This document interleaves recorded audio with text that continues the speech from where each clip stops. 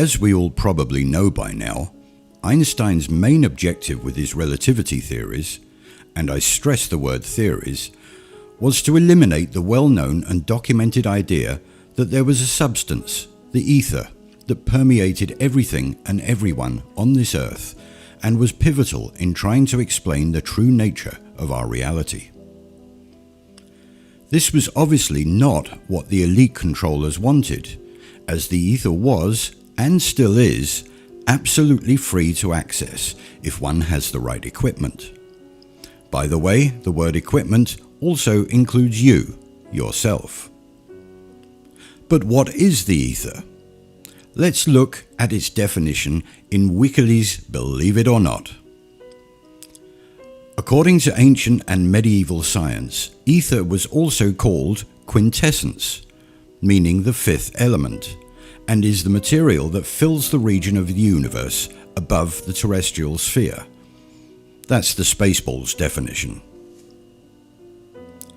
So since Einstein's nefarious Masonic ramblings were published in 1905, the idea of an ether has been relegated to the dark and dusty corner of historical failed research and subsequently intentionally forgotten and suppressed.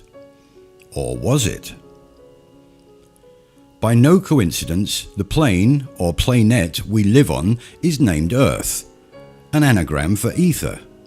Now, why would the ancients find it so important to name the place we live on after something that doesn't exist?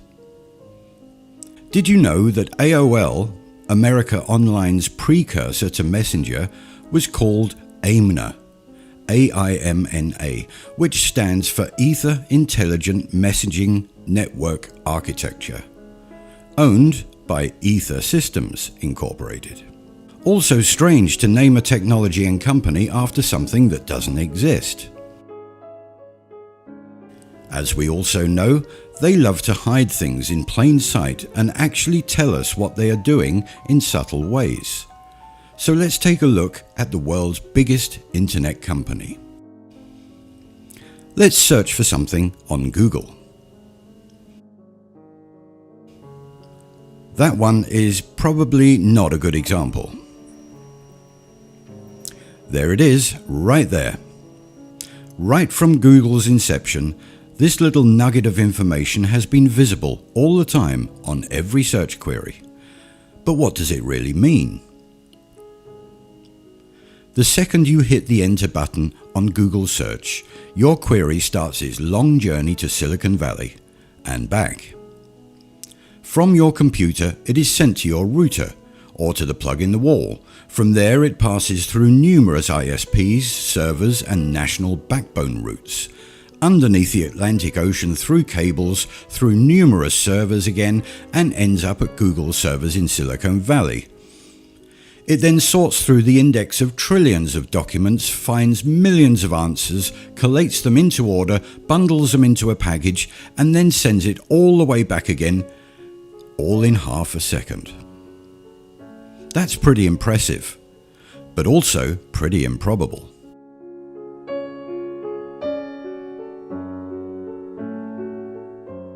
The whole 11,000-mile round trip for my search query would take half a second only if there was a single, uninterrupted cable from my house to Silicon Valley, which there obviously isn't.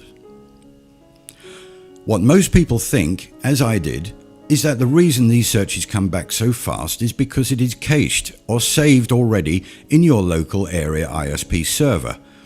In reality, that information has only been indexed by your local ISP, the same as your library card catalogue tells you where to find the book, not what's in it. One could argue that Google has national servers set up in all countries, therefore reducing the transmission times, but try searching for an independent small website with a local server from a country across the world from you. It still only takes a second or so to gain complete access. Considering the huge amount of hubs, switches, LANs, WANs, nodes, servers, gateways, ISPs, bridges, protocols, and thousands of miles of cable your search query goes through, Half a second to traverse the entire world in any direction and back again is pretty incredible, and in my humble opinion, highly unlikely through a physical network. And what about Skype? Talking to someone halfway across the world in real time, through all of those hubs and switches and oceanic cables, with little or no latency? How is this practically possible? Only NASA can magically overcome an 11-second latency when singing along with astronauts on the fake station. The fibre optic cables laid worldwide in the 1980s are allegedly the speed of light, but they need a booster every so often to stop deterioration of the signal, even though NASA's Starlight travels trillions of miles dodging planets, galaxies, asteroid fields and comets, with no light vaccine booster shot required. Another little peculiarity is that the internet as we know it today started off in the 1970s. Back then it was called the Ethernet. Another one of those baffling coincidences. As is usual in our research, going back to the time of free-thinking independent scientists will usually produce the answers that have been hidden by our corrupted scientific institutions, back when free thought was cherished and not censored. We can find a plethora of old books, papers and studies on the luminiferous ether, all describing the elastic properties, the density, the speed, etc. But what about etherons? Huh? My sentiments exactly. To fully understand the Aetheron concept, then this book, which is linked in the description box, must be read and understood. A daunting task, I might add, but it does show us the speed of these little critters. 1.57 times the speed of light, which galaxy brain Einstein said was the fastest thing in the universe. Wrong again, bro. Now, the fantastic speeds of worldwide instant communication becomes a little clearer. Now also the concept of quantum physics becomes clearer as well. Two things can exist at two different places at the same time as they suggest. This theory never sat well with me, but if the time it took to move a signal through the ether was so infinitesimally small, then it would seem that they do indeed coexist. So now our Google search query's 11,000 mile journey only takes 0.00001 of a second. Put a few local hubs, nodes and the cheap router you got from Aldi along the way and we are now getting much closer to the half a second or so that they show us. So if we can transmit seamlessly and autonomously through the ether, then why all the networks and cables and stuff? Data harvesting and control. You didn't think they'd let us speak to each other in private, did you? The internet is just the tool that is used to access, utilize and organize the ether. Etheric technology has been with us for decades and has been used by all the tech giants for extreme amounts of monetary gain. Have you ever known who was calling before you picked up the phone? Have you ever had that feeling that somebody close to you is in trouble? And what about the dog who always knows when it's time for walkies? Yes, the dog one has been scientifically studied. Dr. Rupert Sheldrake called this the morphic fields, or the science of morphogenetics, which we propose is nothing more than the luminiferous ether at work.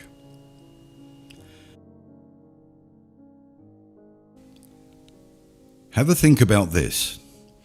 How many times has your cell phone call been cut off, or keeps breaking up, or just hangs up on its own when the signal becomes weak? How many times does this happen, even though you're just talking to your mate who lives 300 yards away from you? Yet in the background, you're streaming a high-definition 4K movie with 6-channel Dolby audio on your computer with no glitches and in stunningly good quality. Your phone is using the cell towers we see dotted around. Your router, however, is reading and writing directly to the ether. The amount of data for a simple phone call is just a small fraction of the data transfer needed to stream a high-def movie in real time. So why is one so good and the other not so much? Two different systems. One using radio frequency technology and the physical network, the other just blatantly using the ether right under our noses. With the advent of app-based phone calls like Skype, WhatsApp, Viber, etc., we saw the gradual transfer of service from network-based communication to ether-based. Did you ever notice that when you do get a good connection on these apps, the quality is way better than the old phone calls? Sometimes it's as if the other person is in the next room. In essence, or quintessence, they are. If the tech giants know about this, then who else knows about it, and who else uses it? Ever wondered how the USGS can detect the epicenter of earthquakes out in the middle of nowhere? Or how about thousands of miles out into the ocean, with pinpoint accuracy? Where is this vast, all-encompassing network of Richter-scale sensors that can pick up small tremors at any point on our vast, flat green Earth?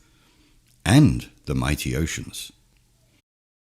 These events are being read directly from the ether with a technology that they've kept very, very tightly hidden from us.